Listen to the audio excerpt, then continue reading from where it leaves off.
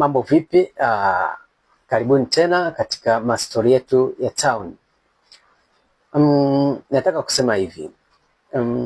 Najua watu wengi mmepita mashuleni huko, yote hiyo katika kujitafuta katika safari yako kuelekea kupambana na maisha.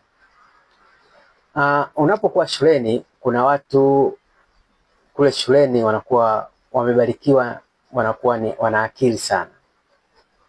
Sometime unaona wivu, unasema natamani nipate akili kama za huyu, lakini ndio hivyo, kila Mungu amempangia mtu njia yake. Lakini nikwambie kitu kimoja, usikatishwe tamaa kwa kuwa fulani amekuzidi sehemu fulani.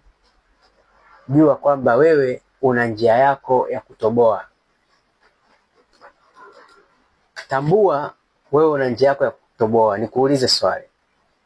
Kuna watu ambao mlipita nao katika hiyo safari labda ya elimu nini, na wana akili sana. Baadhi wamekuzidi kidogo, lakini sometime wakala wanakuona huyu jamaa ni bogus na nini, wanakuona kwamba haufai hata kushirikiana nao na nini, kutokana wao katika viwango vingine. Sasa elimu ni kitu kingine na maisha ni kitu kingine. Labda wewe kutokuwa na ile elimu, lakini kichwani ukapanga plani nyingine kabisa, kwamba pita huku tukakutane mbele.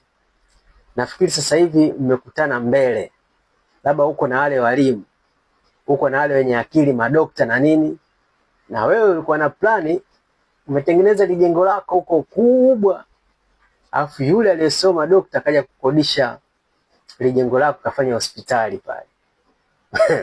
Umeona?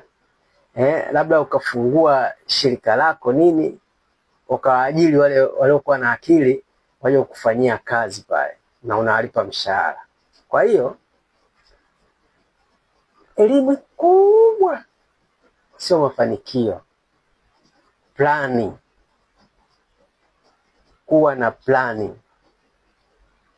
Kuwa na plani, utawaajiri wenye akili. Bye bye. Weka akilini na usiseme sijakwambia. Bye.